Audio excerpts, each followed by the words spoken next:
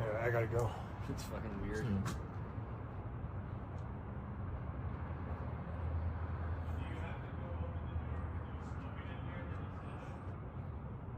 What? I opened the door to take a bong and it came out. It was mid-bong.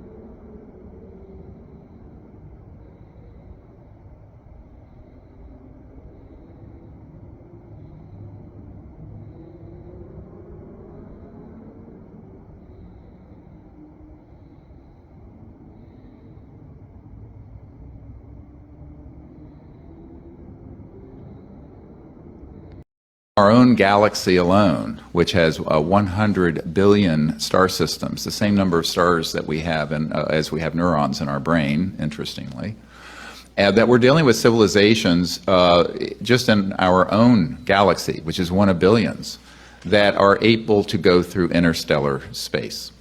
Now, I want to touch on this for a moment because it deals with a little bit that Linda referred to in terms of transdimensional or other dimensions. And the technologies and the sciences dealing with this subject are what we have termed transdimensional interstellar, TDIS. And this refers to very advanced sciences and technologies where there is a nexus between electromagnetism and the magnetic field, gravitational forces in three-dimensional space and time, and what Dr. John at Princeton in the engineering lab began to prove is the science of consciousness, which was actually an issue that I did talk a fair amount with Lawrence Rockefeller about. Now, a lot of people say, well, this gets into the deep end of the pool very quickly, and in fact it does. But I think that it's important to understand that if you're dealing with civilizations that have gotten here, and that's what we're dealing with, you're not dealing with something that can go just straight through space at the speed of light even, because the speed of light is too slow. And I remember when I was having dinner with CIA Director Woolsey and his wife, and actually the really most insightful question came from Dr. Woolsey, who at the time was Chief Operating Officer of the National Academy of Sciences. And she said, what I want to know is, how are these civilizations communicating across the vastness of space? Because your cell phone and radio waves are going at the speed of light. And I said, yes, that's just too slow. Speed of light is way too slow. And I had I had a gut check. I said, do I tell her the truth and lose all credibility as a scientist and a doctor? Or do I tell her something that sounds scientific, but that's really not true? And ever since then, I have vowed that if someone is intelligent enough to ask the question, I will provide the answer as truthfully as I can. So I turned to her and I said, well, Dr. Woolsey, it's like this. It turns out thinking is the best way to travel. And the speed of thought is not quantifiable. However, when you start getting into the new physics that have been done, where you have the ability to teleport across vast distances instantly, and this has been done with particles, but we're talking about civilizations that can do it with entire spacecraft and occupants. You're dealing with an entirely new physics. But their communication devices and their own innate abilities allow for thought-actuated events. And I know Dr. Wood may mention this, that he discovered when he was doing some work for old man McDonald of McDonnell Douglas, that he looked into some cases where in some meetings with these ETs involved a little box, and there was a direct thought communication, but it was also being facilitated through electronics. And this is something that we call technology-assisted consciousness and thought. And this is a very specific area of study that I've really devoted about 22 years to, which may be beyond the scope of this hearing. But I think that in terms of just bringing this issue around, there are so many aspects of it that are very exciting from the point of view of science, technology, and understanding the universe and ourselves. And also, who are we? And where did we come from? And how is it that we exist in this cosmos that is and I agree with Edgar Mitchell on this, that is a conscious quantum hologram that is awake and that we are all part of, and that mind itself is the ultimate final frontier, not space, but consciousness and mind. Now, I know that Lawrence Rockefeller was very interested in these things because I had conversations with him also. But one of the things that I found when I was working with these folks is that there's a saying in American business, everyone wants to be first to be second. And so in this case, there's so many people who have had an interest in this, but they want to hold back and not speak the whole truth about it. But I think we need to be able to liberate ourselves to speak the truth. And it involves many, many complex issues, part of which has been touched on in the last 15 or 20 minutes. One thing I also want to point out is that if we're being visited by advanced civilizations, and it's our assessment that certainly we are, who is handling that relationship? Do we cede that management to the military-industrial complex, and what are the consequences of doing so? Think about this very carefully. I remember doing a meeting with the Boutros Ghali family, the UN Secretary General, his wife Leah Ghali, and we were talking about this. And Leah Ghali turned to me and she said, "Dr. Greer, we need you to do this now. We need you to do." I said, "I'm a country doctor in North Carolina rattling around in an emergency department. You're the head of the world." She says, "No, we can't. It's too dangerous for Boutros." I'm quoting. And then I remember talking to this wonderful senator, Claiborne Pell, who was mentioned earlier, and I was speaking with him, and I would never have gone to college if not for a Pell Grant, because I was very, very, very poor. Grew up in North Carolina, had no resources, put myself through the last years of high school and college and med school, but, I mean, really poor.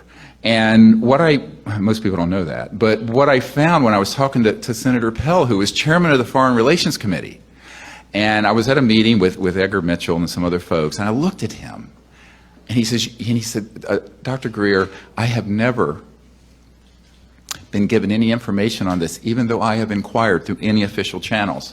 And I said, "Yes, sir, what a shame, because you, the chairman of the Senate Foreign Relations Committee, have been denied the responsibility of dealing with the ultimate foreign relations issue." And I pointed to the stars above our heads. And he looked at me through those hornworm glasses and said, "Well, you know, Dr. Greer, you may be right." I said, "Well, I am." And I said, "Well, what a shame."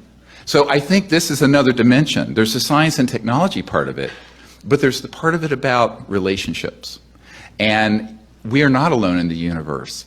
And we need to have a situation on this planet where our higher nature, our better angels, folks like Senator Pell and others who would approach this in an enlightened way, could reach out and form what has begun to be discussed in the French government that I referred to earlier in this Ministry of Defense memo to me, a peaceful interplanetary, interstellar diplomatic initiative.